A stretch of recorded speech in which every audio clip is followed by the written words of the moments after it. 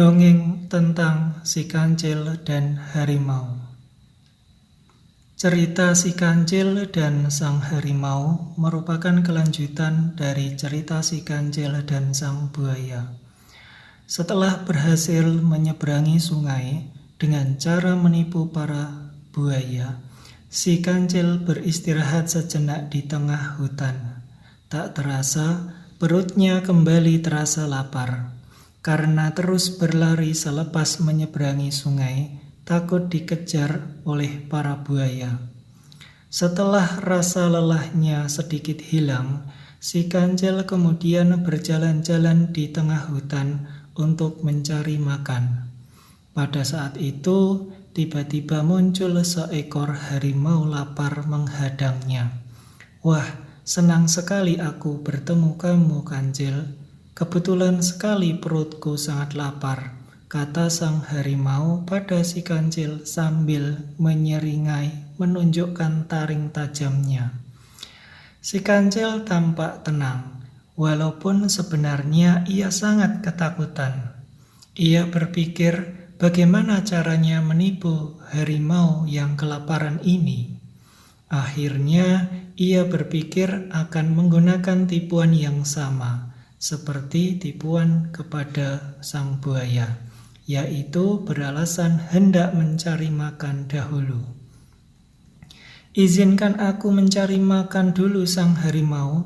Setelah aku kenyang, engkau boleh memakanku," jawab si Kancil. "Benarkah aku boleh memakanmu? Kau jangan coba-coba menipuku. Ku beri kau kesempatan untuk mencari makan dahulu. Tapi kalau kau berlari, aku pasti bisa menangkapmu, Kancil," sang harimau mengancam. "Tentu saja, sang harimau. Bagaimana mungkin tubuh kecilku bisa lepas dari kejaranmu? Aku akan mencari makan dulu. Tapi tolong, bisakah sang harimau membalikkan badanmu dulu? Aku takut melihat taring tajam," kata si Kancil. "Baiklah, aku membalik badan. Kalau sudah selesai makan, beritahu aku," kata sang harimau. Setelah sang harimau membalikkan badannya, si Kancil segera melarikan diri. Sementara sang harimau justru menunggu si Kancil makan dengan tidak sabar. "Sudah belum makannya?" tanya sang harimau kepada si Kancil. Lama tak ada jawaban dari si Kancil, sang harimau pun membalikkan badannya.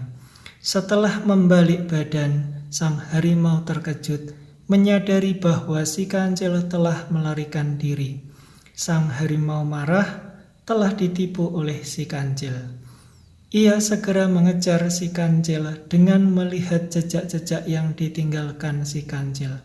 "Bodoh sekali, aku bisa ditipu oleh si Kancil. Awas kau, Kancil, kemanapun kau pergi, aku akan mengejarmu," sang harimau berteriak sangat marah. Sementara itu, si Kancil terus berlari di tengah hutan dengan cepat dan nafas tersengal-sengal. Sampai pada suatu tempat, ia melihat seekor ular tengah tidur. Si Kancil segera menghentikan larinya karena takut membangunkan ular tersebut. "Waduh, ada ular tidur. Aku harus berhenti sejenak. Jangan sampai ular ini terbangun. Tapi kalau aku diam di sini, sang harimau pasti menangkapku. Bagaimana ini?" Si Kancil berusaha mencari akal. Tapi bukan si Kancil namanya kalau tidak cerdik. Ia mendapat akal untuk kembali menipu sang harimau yang lapar. "Biarlah aku duduk di sini dulu menunggu sang harimau," kata si Kancil dalam hati. Tidak lama kemudian, sang harimau tiba di tempat si Kancil dan mengancam akan segera memakannya. "Ternyata kamu di sini, Kancil. Aku akan segera memakanmu sekarang," kata sang harimau kepada si Kancil. "Tolong, jangan bicara keras-keras.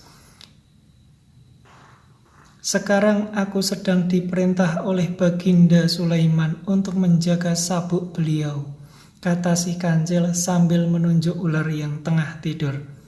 Kau kira aku bodoh, Kancil? Itu kan ular, bukan sabuk. Di sini, Kancil, biar aku makan tubuhmu. Aku sudah bosan dengan tipu dayamu, kata sang harimau dengan sangat marah. Ternyata sang harimau belum tahu mengenai sabuk Baginda Sulaiman, penguasa para binatang. Masa Raja Hutan tidak tahu? Siapa yang memakai sabuk Baginda Sulaiman, maka dia akan ditakuti oleh seluruh binatang di hutan. Kancil berusaha menipu kembali sang harimau. Jangan kau menipu lagi, aku tak percaya kepadamu, sang harimau membentak si Kancil. Kalau kau tak percaya, silakan coba dulu pakai sabuk ini. Mencoba tidak ada ruginya kan, kata si Kancil. Ada benarnya juga. Baik, sini aku coba dulu. Sang harimau berpikir tidak ada salahnya mencoba sabuk yang sebenarnya ular tersebut. Sang harimau menjulurkan lidahnya untuk mengelus-elus sabuk tersebut sebelum memakainya. Hal itu membuat ular yang tengah tidur menjadi terbangun. Ular kemudian menjadi sangat marah kepada sang harimau yang mengganggunya waktu istirahat. Harimau kurang ajar, kenapa kau mengganggu waktu tidurku? Teriak si ular kepada sang harimau. Sang harimau pun terkejut, ternyata sabuk itu adalah ular. Sang harimau segera mundur untuk menjauhi ular, tapi ular cepat membelit tubuh sang harimau itu sambil menggigitnya. Harimau tidak mau kalah, ia pun menggigit tubuh ular dan mencakar-cakar tubuhnya dengan cakar tajamnya. Cukup lama harimau bertarung sengit dengan ular, si Kancil segera memanfaatkan kesempatan. Dengan cerdiknya segera berlari kencang menjauhi keduanya. Aku harus cepat berlari sebelum mereka berdua menyadari apa yang sebenarnya terjadi. Si Kancil segera berlari dan hilang di tengah hutan.